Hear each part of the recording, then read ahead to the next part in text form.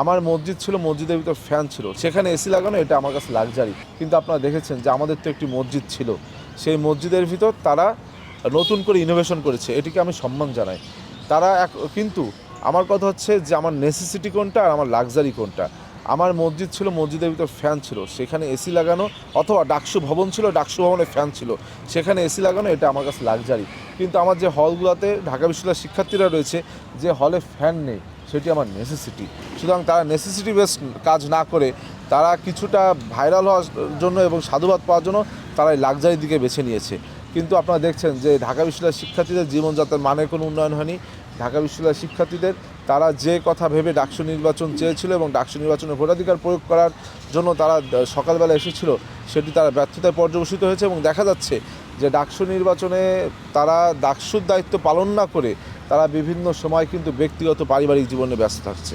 রাষ্ট্রের প্রয়োজনে রাষ্ট্রের সাথে আমরা জাতীয়তাবাদী আদর্শের যে কোনো প্রচারণা করবো, কিন্তু তারা বলেছিল তারা জামাতের কেউ না, জামাতে প্রচারণা করবে না। কিন্তু আমরা দেখলাম যে ডাকসুতে তারা ভিপি বা জিএস বনে যাওয়ার পরেই তারা হেলিকপ্টার যোগে বিভিন্ন জায়গায় জামাতের প্রচারণা করলো।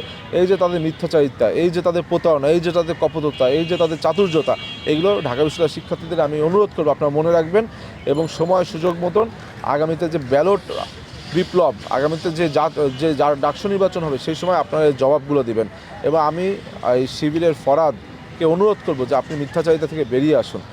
ওনাকে দেখলে আমার কিছুটা ছাত্রলীগ আমলে গোলাম রব্বানির মতন মনে হয়। সে একদম রব্বানির মতন খুব সাজিয়ে গুছিয়ে মিথ্যা বলে। আমরা একটা মিথ্যা কথা বলতে গেলেও দেখুন, তারা নিজেদেরকে ইসলামিক বলে দাবি করে, তারা সবসময় পাঞ্জাবি পরে বিভিন্ন সুন্নাতি লেবাসে থাকে, কিন্তু তারা অনর্গল মিথ্যাচার করে। কিন্তু আমি কিন্তু সুন্নাতি লেবাসে থাকি না, কিন্তু আমি একটা মিথ্যা কথা বলতে গেলে আমার দুইবার ভিতরে কিন্তু আপনার বিবেককে বাধাগ্রস্ত হয় যে একটা মিথ্যা বলবো। কিন্তু তারা কী সুন্দর করে মিথ্যা কথা বলে। আমি বলবো যে তার এই বক্তব্যের জন্য ঢাকা বিশ্ববিদ্যালয়ের শিক্ষার্থীদের কাছে ক্ষমা চাওয়া উচিত, ছাত্রদলের কাছে ক্ষমা চাওয়া উচিত যে কেন তিনি এই মিথ্যাচার করলেন। কেননা ছাত্রদল একটি সুন্দর ক্যাম্পাস নির্মাণের জন্য বদ্ধপরিকর। ছাত্রদল 5ই আগস্টের পর থেকে আজ পর্যন্ত শিক্ষার্থীদের কল্যাণে যা কিছু করার তার চেষ্টা অব্যাহত রেখেছে।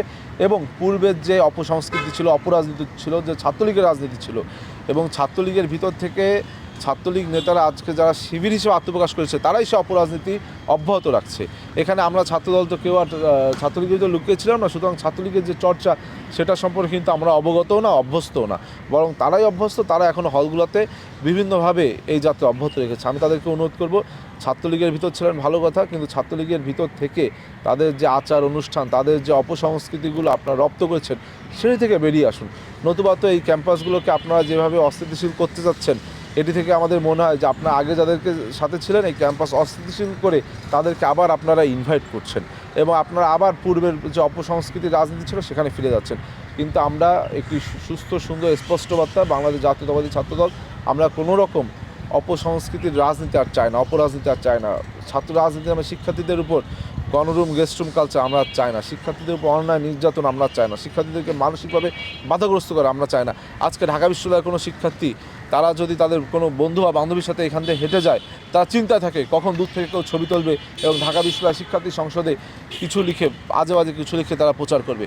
আজকে ঢাকা বিশ্ববিদ্যালয়ের শিক্ষার্থীরা যখন বিভিন্ন সময় খেলা দেখে, সেই খেলা দেখার সময় তারা ভয়ে থাকে যে কখন এই শিবির কী করেছে, বিভিন্ন মানুষের হাতে, তাদের বিভিন্ন নেতাকর্মীদের হাতে মোবাইল ফোন তুলে দিয়েছে।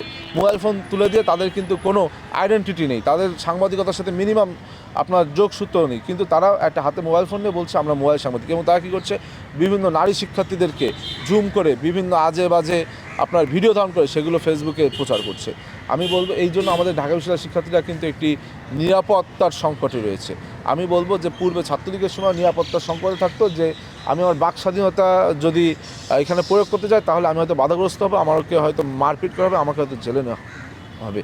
কিন্তু এখন শিক্ষার্থীরা ভয় থাকে যে আমি যদি এখানে আমার স্বাধীনভাবে আমার বিশ্ববিদ্যালয়ে আমি হাঁটি, আমার ছবি হয়তো কেউ তুলে এটি হয়তো ভাইরাল করবে। অর্থাৎ এই যে মানসিকভাবে বাধাগ্রস্ত করা, এই যে মানসিকভাবে চাপে রাখা, এইখান থেকে বেরিয়ে আসুন এবং শিক্ষার্থীদের মত প্রকাশের স্বাধীনতা দিন, শিক্ষার্থীদের বাক স্বাধীনতা, শিক্ষার্থীদের ব্যক্তি স্বাধীনতাকে আমাদের বজায় রাখতে হবে। তাহলেই এই যে শিক্ষার্থীরা, যে ঢাকা বিশ্ববিদ্যালয়ের শিক্ষার্থীরা প্রগতিশীলতার ধারক বাহক, ঢাকা বিশ্ববিদ্যালয়ের শিক্ষার্থীরা বাংলাদেশি জাতীয়তাবাদী ধারক বাহক, তাদের সেই ধারা অব্যাহত রাখা যাবে। তাহলে একটি সুস্থ সুন্দর ক্যাম্পাস যেভাবে চলছে এইভাবেও আগামী দিনে আরও ভালোভাবে ক্যাম্পাস আমরা চালাতে পারবো।